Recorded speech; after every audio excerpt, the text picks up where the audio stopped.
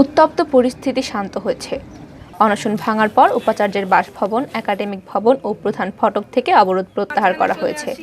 অধ্যাপক ডক্টর মোহাম্মদ জাফর ইকবালের হস্তক্ষেপে আপাতত সংকট কেটেছে, কিন্তু শাহজালাল বিজ্ঞান ও প্রযুক্তি বিশ্ববিদ্যালয় ক্যাম্পাস থেকে কাটেনি ভীতি।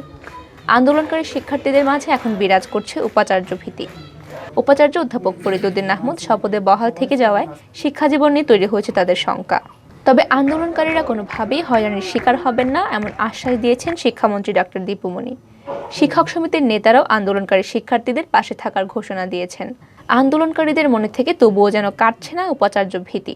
তবে অনশন ও অবরোধ প্রত্যাহার করলে উপাচার্যের পদত্যাগের দাবিতে অহিংস আন্দোলন চালিয়ে যাওয়ার ব্যাপারে অনড় রয়েছেন শিক্ষার্থীরা। উপাচার্যের পদত্যাগের দাবিতে যখন সাবে উত্তাল, সেই সময় গত 23 জানুয়ারি গভীর রাতে বিশ্ববিদ্যালয়ের আইসিটি ভবনে শিক্ষামন্ত্রী ডক্টর দীপু মনি আন্দোলনরত শিক্ষার্থীদের সাথে ভার্চুয়াল মিটিং করেন। এ সময় শিক্ষামন্ত্রী আন্দোলনরত শিক্ষার্থীদের আশ্বস্ত করেন তারা কোনো ধরনের হয়রানির শিকার বা তাদের শিক্ষাজীবন ক্ষতিগ্রস্ত হবে না।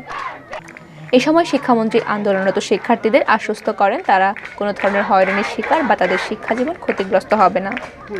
শিক্ষামন্ত্রীর এমন আশ্বাসেও ভরসা রাখতে পারেননি আন্দোলনকারী শিক্ষার্থীরা। আন্দোলনকারী শিক্ষার্থীরা মনে করেন শিক্ষার্থীদের আন্দোলন এক দফায় গড়িয়েছিল। উপাচার্যের পদত্যাগের দাবিতে তারা আমরণ অনশন করেছে, তাই অধ্যাপক ফরিদউদ্দীন মাহমুদ উপাচার্য পদে বহাল থেকে গেলে তিনি এর প্রতিশোধ নেবেন।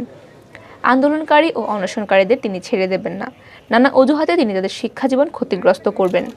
এই প্রসঙ্গে বিশ্ববিদ্যালয়ের ইংরেজি বিভাগের শিক্ষার্থী শর্মিলা সিদ্দিকা মিলা বলেন, শিক্ষামন্ত্রী ও জাফর ইকবাল স্যারের আশ্বাসে আন্দোলনরত শিক্ষার্থীরা আমরণ অনশন স্থগিত করেছে।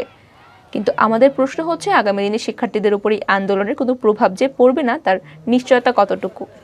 পরীক্ষার খাতা, ল্যাব অথবা ভাই পড়তে পারে এর প্রভাব। তখন কাকে গিয়ে আমাদের কথা বলবো? আর বললেও কি আমাদের কথা তখন কেউ শুনবে? তখন তো আমরা শিক্ষামন্ত্রীর কাছেও যেতে পারবো না। তাই এই উপাচার্য আমাদের জন্য মোটেই নিরাপদ নন।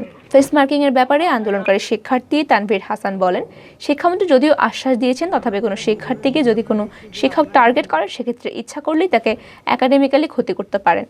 অধিকাংশ শিক্ষার্থী বর্তমানে ফেস মার্কিং নিয়ে শঙ্কিত এবং এই বিশ্ববিদ্যালয়টি খুব বেশি চলমান। পদার্থবিজ্ঞান বিভাগের শিক্ষার্থী শাহরিয়ার আবেদিন বলেন, প্রত্যেক আন্দোলনের পর আমরা দেখি যে বা যারা আন্দোলনের সাথে যুক্ত থাকেন তারা শিক্ষা জীবনের প্রশাসন কিংবা বিভাগ থেকে খড়গ নামে। প্রত্যেক শিক্ষার্থীর মাঝেই শঙ্কা রয়েই গেছে। তবে আন্দোলনকারী শিক্ষার্থীদের শিক্ষা জীবন নিয়ে কোনো সংকট তৈরি হলে শিক্ষক সমিতির শিক্ষার্থীদের পাশে থাকবে এবং এ ব্যাপারে সর্বোচ্চ সহযোগিতা করবে বলে নিশ্চয়তা দেন শিক্ষক সমিতির সাধারণ সম্পাদক মোহাম্মদ মুহিবুল আলম।